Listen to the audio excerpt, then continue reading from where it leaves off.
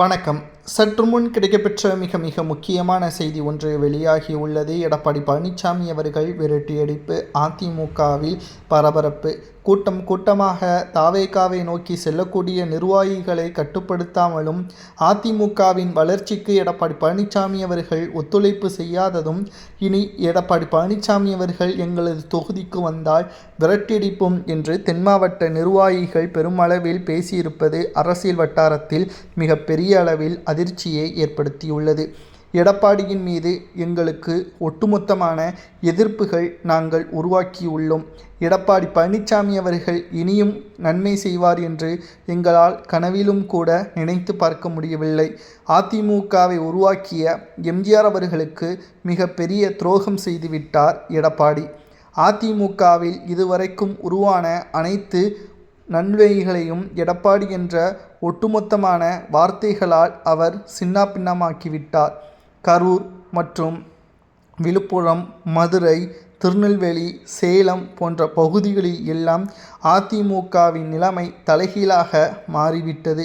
அதிமுக இனி செல்லா காசாக மாறும் என்பதும், அதிமுகவில் இருக்கக்கூடிய 1.5 கோடி தொண்டர்களுக்கு எடப்பாடி பழனிசாமி அவர்கள் மிக பெரிய அளவில் தோல்வியை தொடர்ச்சியாக கொடுத்துவிட்டார். இனியும் அதிமுகவில் எடப்பாடி இருந்தால் எங்களது தொகுதியில் எங்களது தெருக்களில் பிரச்சாரத்திற்கு வந்தால் நிச்சயம் நாங்கள் எடப்பாடியை விரட்டியடிப்போம் என்பதற்கேற்ப பேசியிருப்பது அரசியல் வட்டாரத்தில் பரபரப்பை ஏற்படுத்தியுள்ளது. சமூக வலைதளங்களில் அதிமுகவில் பல்வேறு பிரச்சனைகளும் குழப்பங்களும் தொடர்ச்சியாக எடப்பாடி பழனிசாமி அவர்களாலும் அவரது குடும்ப உறுப்பினர்களாலும் தான் அதிகமாக வருவதாக குற்றச்சாட்டுகள் எழுந்துள்ளது. எடப்பாடி பழனிசாமி அவர்கள் சிறப்பான தலைவர் என்றால் அவர் எதற்காக தோல்வியை தழுவ வேண்டும்? தொடர் தோல்வி மட்டுமல்ல, அதிமுகவின் தலைவருக்கான எந்த ஒரு மரியாதையும் இல்லாமல் தொண்டர்களும் நிர்வாகிகளும் மாஜி அமைச்சர்களும் ஏன் சிட்டிங் எம்எல்ஏக்களும் ராஜினாமா செய்து தாவேகாவில் இணைவதற்கான அவசியம் என்ன?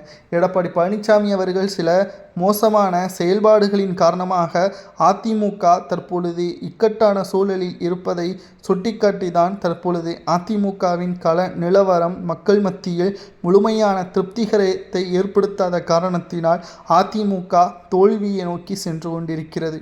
இனியும் அதிமுக வெற்றியடைவதற்கு வாய்ப்பே இல்லை. மக்கள் அதிமுகவை முழுமையாக புறக்கணித்து விட்டார்கள். தற்பொழுது எங்களது தொகுதியில் வந்தால் எடப்பாடியை நாங்கள் விரட்டியடிப்போம் என்று கூறியுள்ளது அரசியல் களத்தில் மீண்டும் பரபரப்பை ஏற்படுத்தியுள்ளது.